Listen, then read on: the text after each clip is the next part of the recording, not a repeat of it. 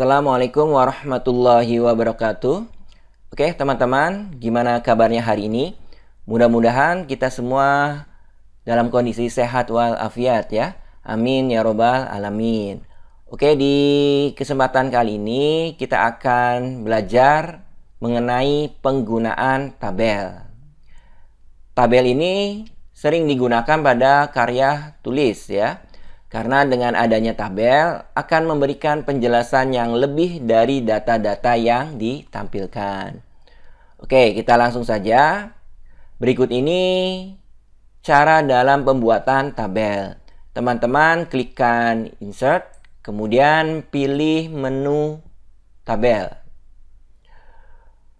Oke ya, di sini kita klik tabel, kemudian ada insert tabel yang merupakan tampilan manual dari pembuatan tabel. Di sana bisa langsung menentukan kolom dan baris ya. Contohnya seperti ini bisa langsung, ataupun teman-teman gunakan insert tabel. Ini akan muncul kotak dialog dengan pertanyaan, jumlah kolom, jumlah baris, dan seterusnya. Oke ya, misalkan kita buat jumlah kolomnya 5, jumlah barisnya adalah 2. Kemudian oke.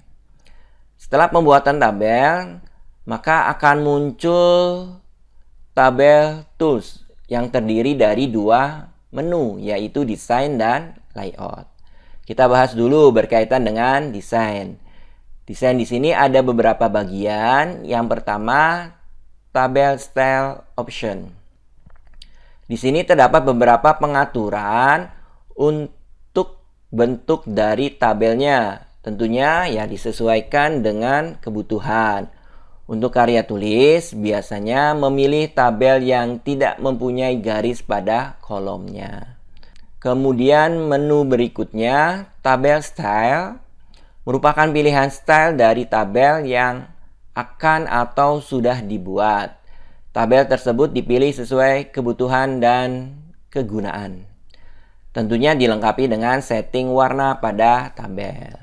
Oke, contohnya misalkan kita akan pilih tabel seperti mana ya? Kita pilih yang seperti ini saja ya. Oke, kemudian berikutnya ada menu border.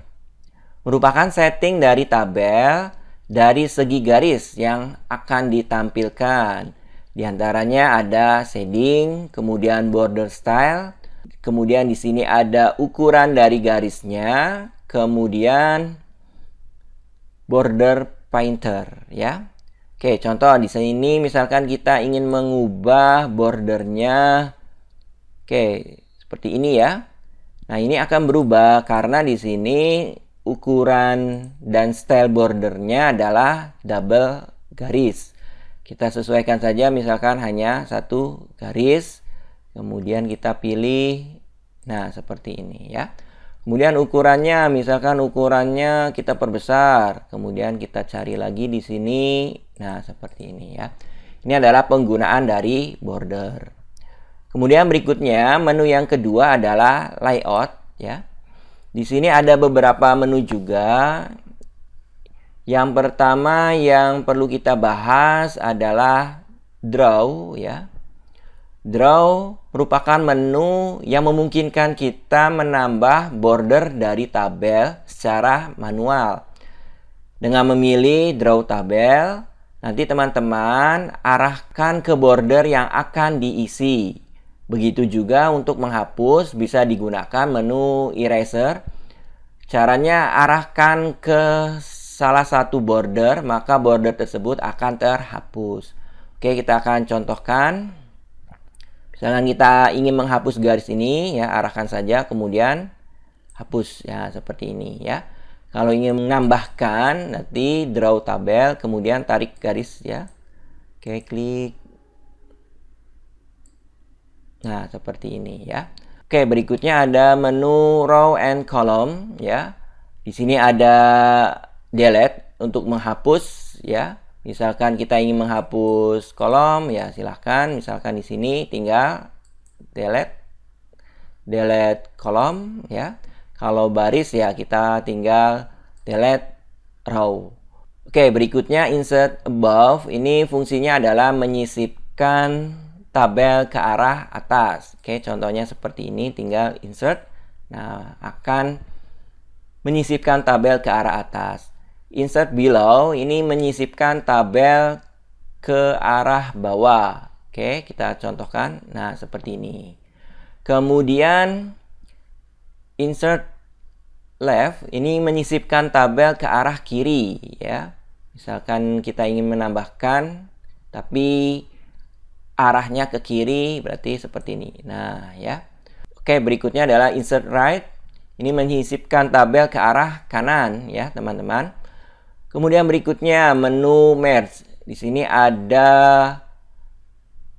beberapa pilihan. Yang pertama merge cell, bisa menyatukan sel dengan sel yang lain. Contohnya seperti ini.